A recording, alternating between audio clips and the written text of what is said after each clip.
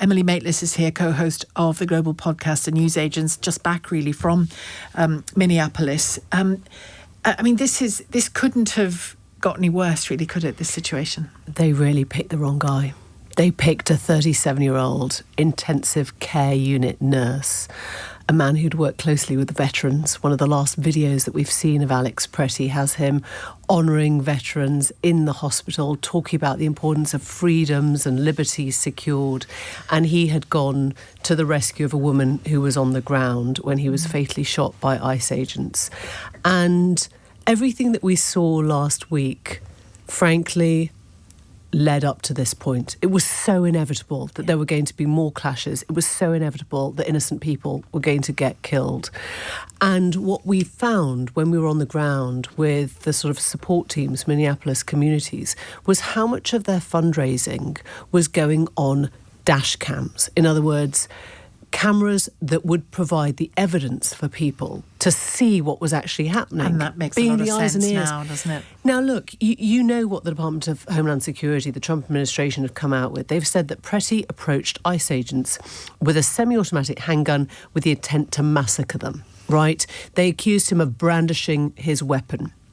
There have been, as a result of these videos, as a result of the sort of the not just the dash cams, but all the sort of video evidence that people have now pooled because they realise that is the way you hold on to the truth in these situations. You can now see the shooting of Alex Pretti, appalling as it sounds, from many different angles, none of which we have seen so far have any evidence whatsoever that he was brandishing a weapon or that he took his gun out. In fact, from what we understand, the gun was removed before he was shot. And the image, both the moving and the still image that horrified me the most, I mean, the whole thing is very distressing to watch, but the still image where he is leaning on one hand, he's on his knees, he's leaning on one hand, he's already been beaten to a pulp really very quickly, and he's trying to, you can clearly see he's clearly about to try and stand up. Yeah. And at that point, he's shot 10 times, and I think at least 5 of those bullets were at some distance away once he'd already been shot fatally.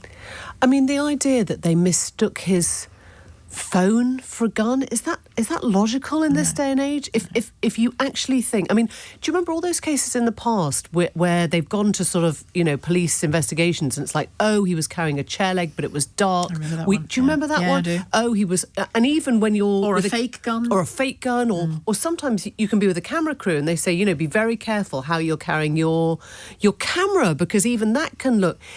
But in this day and age, in broad daylight, don't tell me that you're going to shoot everyone who's got a phone out because it might be a gun. But they clearly fear the smartphone, not because they think it's a gun. They fear the smartphone because it's where the evidence is. And they started to take smartphones off people, didn't they, immediately afterwards? Yeah. Well, after he was dead, they left the scene. Yeah. And they left the scene. Yes, they want to remove the evidence. Again, this all goes back to the same question, which is, if you are operating within the law, within the Constitution, take your masks off, show what you're doing, welcome investigations into your own people.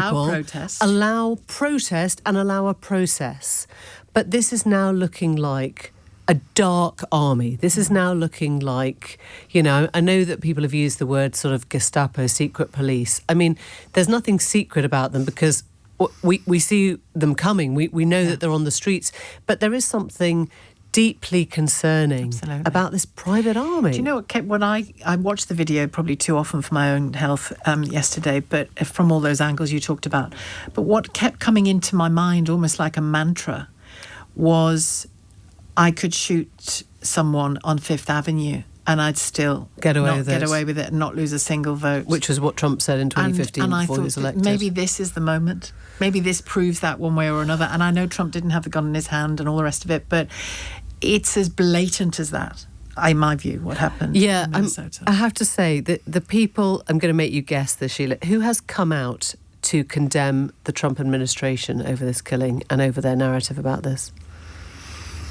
Oh, because a few Republicans haven't they? But by your face, I don't think you're talking about the NRA, the National Rifle Association. Excellent. The National Rifle Association is coming to the defence of the intensive care nurse, because they say the sentiment from the First Assistant US Attorney General is dangerous and wrong. Responsible public voices should be awaiting a full investigation, not making generalisations and demonising law-abiding citizens. In other words, Minnesota is an open carry state. In other words, it's one of the states in the US where you are allowed to come out with a weapon. He had a weapon on him because he had a permit. He was a licensed gun holder. He did not brandish the weapon from any of the video evidence we've seen. And the NRA, you know, in this sort of extraordinary horseshoe that sort of, you know, the top of the NRA meets the ICU nurse because they want to protect citizens who are acting legally against ICE agents and administration that is fabricating lies and trying to distort the reality that people are seeing with their own eyes. And they don't want to have a hitherto friendly president to them saying, "Oh, guns bad." Right. You know, guns good. I mean, what is the message? I mean, to your point, which is this a turning point? Trump is hearing from a lot of those in his party, and he's certainly not oblivious to the polls, which show how many of the American people are now deeply suspicious of his immigration plans concerning ICE. I mean, the irony is that if he'd stuck to what he was doing on the southern border, he would have called this a win. You know, if you can stop with justification. With justification, you could say, you told me immigration was an important part of what I did. You stopped the flow of people. I've stopped the flow of people coming in. But I remember, we talked about this, but the convention in Madison, Wisconsin in 2024 had these signs that people had on their chairs and it said mass deportation now. And I remember seeing it with my own eyes. I actually took one away because I was like, I don't believe, what is that? You know, are we really waving signs here saying mass deportation now? He was talking about deporting 10 to 16 million people from the States. They're now talking about deporting 100 million people from the States. That was on their sort of New Year Homeland Security website. I don't know what America looks like if that happens, but I do know that this is making many, many Americans feel deeply uneasy about the choices he's taking now. It's interesting that the role of the Wall Street Journal and Trump in the last week has been interesting, hasn't it? Because typically favourable to him, but pushing on Greenland. And in an interview today, they managed to get him to say, we'll review everything. And he was asked about whether a fuller and freer investigation could happen, and also indicated he could withdraw agents from the city. Well, and then he'll claim it was always the plan. But I mean, the Wall Street Journal, don't forget, was also the place that published the Trump birthday book card in Epstein's birthday book. So they know how to kick him. Well, he's denied that. He said it wasn't his signature, but they reported it in full, and when he threatened to sue them for $20 billion, they didn't back down. So, in other words, they are getting quite good at poking the bear and seeing how far they can go. They also did a report, I think, about his health with him, you know, where he admitted how much aspirin he took and sort of, you know, various things about his sort of medical state. They were asking about the bruises, they were asking about what was on his hands, what what was going on with him. And so, I mean, he's an odd fellow, isn't he? Because he lambasts the press the whole time and then keeps going back for more, even to the places that he's kind of fallen out with. Yeah. Do you think, I mean, it's hard to predict. It's all hard to predict, I suppose. But do you think we could see, particularly if the push comes from within the Republican Party as well, you know, not just Tim Walz and the like, but do you think we could see him say... The governor of Minnesota, the Democrat. That Trump could say, OK, it's clearly going awry. We've had great successes. He won't say that. He won't say that. He won't say it's going awry. He'll say, ICE have done a magnificent job. It's now OK for me to pull them out and put them somewhere else. Okay. I mean, one interesting fact that I heard from a Minnesota legislator, which is there are, I think they estimate 98,000 illegal immigrants in Minnesota, a blue state, a very Democrat blue state. There are 2 million illegal immigrants in Texas, which Trump isn't going after at the moment. We're not seeing ICE on the streets of Texas because Texas voted for Trump. So there is so much in this which is just to do with peevishness and a sort of begrudging the voters their vote in these places. But I think he will withdraw troops from. I think he probably has to, in the way that, do you remember in his first term he had the kids in cages policy. His immigration policy in April of 2018 was about separating kids from their parents, and at that stage I think it was Melania, this is what was reported afterwards, Melania, his wife, and Ivanka, his daughter, intervened and went, this is not a good look, like stop the policy. Somebody around him. They're all hard. This is not a good look. They're all hard. but exactly, this is not a great look. But we're sort of waiting for that person to say, shooting intensive care veterans nurses is not a great look. It is not a great look.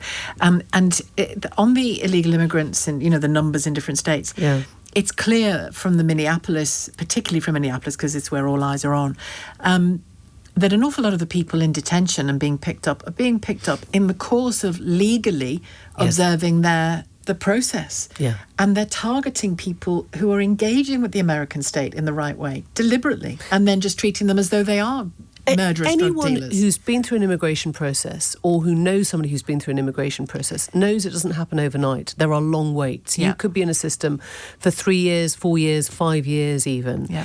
And from the people that we were with, and the evidence we saw with our own eyes, people were getting picked up on the streets of Minneapolis, some of whom were actually working in high security areas like airports, where they would have had to be vetted. Yeah. They would have had to have their papers checked. They would have had to have been part of a process that was, a legalisation process. Or they've made their way to a court to go and be, Exactly. Their names are out there. They're on pieces of paper. Yeah. They're in the system. And those were people getting deported as well. So, and Alex Pretti himself, clearly an American citizen. Yeah. And it was interesting, probably Thursday of last week, to see teachers come out and say, I have to speak out, head teachers coming out and saying, I have to speak out now, to see medical directors of hospitals saying, no, this is enough now. A lot of businesses have shut. Yes, that's right. I mean, that's the one thing I would say which is extraordinary on the streets of Minneapolis is it's become incredibly cohesive for the communities. Yeah. When they fundraise, they fundraised for Alex Pretti, and they were aiming for £20,000, and it was north of $1 million within the first day. Yeah. So there is, people are converting their anger and their fear at the moment into something hugely constructive, which is a community-wide. It is a proper community, clearly. I think it's brought people together. Yeah,